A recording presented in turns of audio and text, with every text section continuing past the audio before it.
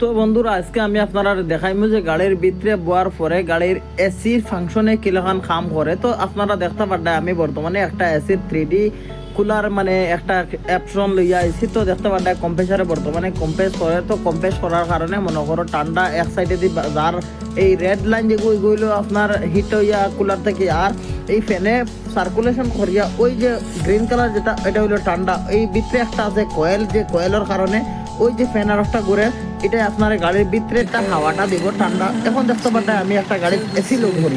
তো আমরা মনে করো গাড়ির এসি ওরকম লোড করি।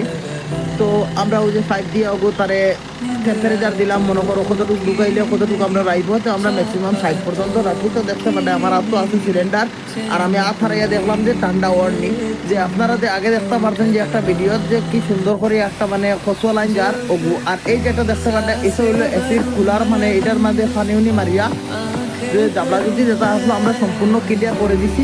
ক্লিয়ার করার কারণে ওই গেছে। এরপরে দেখতে পারেন আমি গাড়ি টায়ার গেছি 160 পর্যন্ত গাড়ি বাগাইছি। এরপরে আমি গাড়ি কমপ্লিট করিয়া দিলাইছি। তো ভাইজান এটা ভিডিও পাইতে হইলে আমার ইউটিউব চ্যানেলটা সাবস্ক্রাইব করিয়া পাশে থাকবা। আরও নতুন নতুন ভিডিও ভাইজান কয়েকটা পাইবা, আশা করা যায় আপনারা বুঝতে পারছেন। থ্যাংক ইউ, ধন্যবাদ।